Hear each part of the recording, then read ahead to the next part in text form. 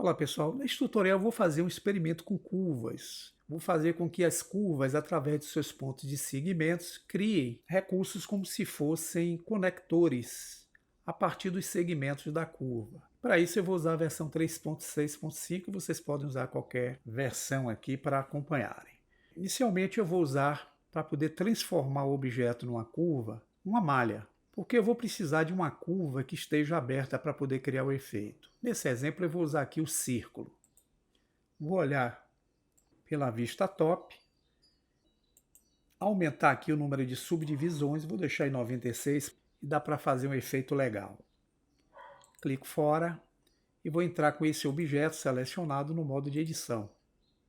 A malha é formada por vértices e por arestas. A curva não, ela é formada por pontos de segmentos e por segmentos. Eu preciso selecionar aqui a opção de arestas, que é importante. É um objeto de malha. Vou selecionar qualquer aresta desse objeto. Vou usar a tecla X e vou dar o Delete Edges, que é excluir aresta. Voltando ao Object Mode, vocês vão ver que esse objeto está partido aqui, ó. Isso é interessante para poder fazer o efeito que é necessário, tá, pessoal? Aqui eu tenho que usar o botão direito e convertê-lo em curva. E esse objeto, como vocês podem ver aqui na outline, deixou de ser um objeto malha e passou a ser um objeto de curva. No modo de curva, eu vou entrar com ele no Edit Mode, que é o modo de edição. Vocês vão ver que a curva é formada por uma diversidade de pontos de segmentos e pelos segmentos. Aqui, clicando no ícone que representa o objeto curva, se vocês abrirem essa guia chamada Geometry, que é a geometria, vocês podem, por exemplo, em Bevel, mantê-lo como Round, a opção, e em Depth vocês vou deixar em 0.02. Repare que eu crio um efeito aqui interessante, dando uma aparência tridimensional à curva. Aqui ela já pode ser renderizada. Só que se eu abrir a opção Start End Mapping, como nós vimos no tutorial anterior, eu posso alterar esses parâmetros tanto de Start como de End. Eu posso zerar aqui, ó, vocês vão ver que eu crio um movimento animado da curva com seu efeito tridimensional. Mas o que eu quero fazer na verdade é o seguinte, eu vou deixá-lo aqui para facilitar. Tá? Eu vou deixar esse Depth aqui com 0.01 metros, ele vai ficar mais fino.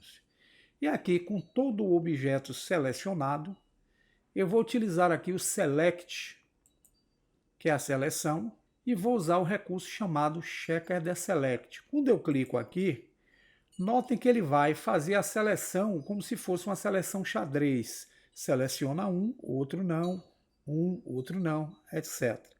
Mas isso eu posso controlar aqui embaixo, dando um espaçamento maior nesse processo de seleção. Então, se eu vier aqui nas propriedades do Checker Deselect e aumentar esses parâmetros, veja que a seleção é criada de uma forma mais afastada. Nesse caso, ele seleciona um, pula 3, seleciona outro, pula 3, selecionou, pula 3, porque eu coloquei o Deselect aqui com a opção de 3. Mas eu gostaria que ele, nesse processo de seleção xadrez, ele escolhesse pelo menos duas seleções e pulasse a outra. Então eu posso aumentar esse select aqui, ó. Vocês vão ver que tem duas seleções juntas, pula 3, duas seleções juntas, pula 3. E aí é que nós vamos fazer um efeito interessante aqui junto à nossa área. Eu posso usar nesse caso, já que esses pontos de segmento estão selecionados, o Alt S, empurrar o mouse para fora e vejam que eu consigo criar naqueles dois pontos iniciais ali um conector seguido de um segmento, um conector. Por que não aparece nos demais? Porque aqui na opção Start e End Mapping eu diminuí o valor de End. Então se eu aumentar esse End, olha o que vai acontecer.